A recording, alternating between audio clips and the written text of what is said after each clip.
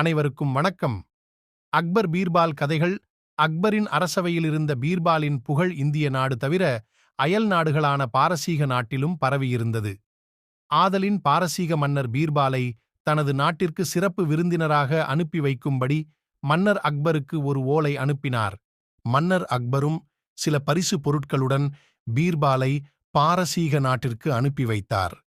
பரிசு பொருட்களுடன் பாரசீகம் சென்ற பீர்பாலை ராஜமரியாதையோடு வரவேற்பளித்து விருந்தினர் மாளிகையில் தங்க வைத்தனர் பாரசீக அதிகாரிகள். பீர்பாலின் அறிவாற்றலை சோதிக்க விருப்பம் கொண்ட பாரசீக மன்னர் பீர்பாலும் இதுவரையில் பாரசீக மன்னரை நேரில் பார்த்ததுமில்லை. ஆதலின் அரசவையில் அரசரை சந்திக்க ஆவலுடன் காத்திருந்தார் பீர்பால். மறுநாள் பீர்பாலை மிக மரியாதையுடன் அரசவைக்கு அழைத்துச் சென்றார் அதிகாரிகள். அரசவையில் அரசர் அமர்வதற்காக போடப்பட்டுள்ள ஆசனங்கள் 5 போடப்பட்டு ஒரே மாதிரியான தோற்றமுடைய 5 பேர்கள் ஆசனத்தில் அமர்ந்துள்ளனர். அரசவைக்குச் சென்ற பீர்பாலுக்கு ஆச்சரியமாகிவிட்டது.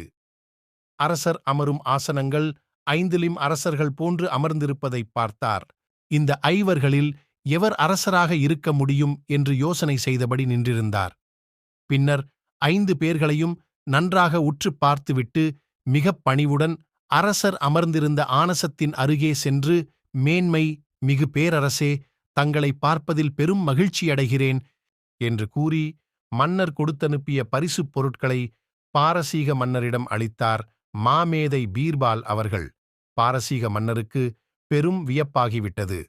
தான் மன்னர் என்பதை எப்படி உடனடியாக பீர்பால் அறிந்து கொண்டார் என்று பீர்பாலை பார்த்து, எப்படி நான் மன்னர் என்பதை அறிந்து கொண்டீர்கள் என வினவினார். மேன்மை மிகு மன்னர் பெருமானே, இது ஒன்றும் சிரமமான காரியம் அல்ல. சிம்மாசனத்தில் அமர்ந்திருந்த 4 பேர்களின் கண்களும் தங்களின் மீதே பதிந்திருந்தது. அது மட்டுமின்றி அவர்களின் பார்வையில் ஒருவித மிரட்சி இருப்பதைக் கண்டேன். ஆனால் தாங்கள் மட்டுமே அரசர்களுக்கான கம்பீரமான பார்வையுடன் அமர்ந்து என்னை நேருக்கு நேராகப் பார்த்தீர்கள். அதனைக் கொண்டுதான் அமர்ந்திருந்த 5வரில் தாங்கள்தான் அரசர் என்பதை அறிந்து கொண்டு வணங்கினேன். அது மட்டுமின்றி என்னதான் நாம் போலியாக நடித்தாலும் நம்முடைய செயல்கள் முகத்தின் மூலம் அறிந்து கொள்ள முடியும்.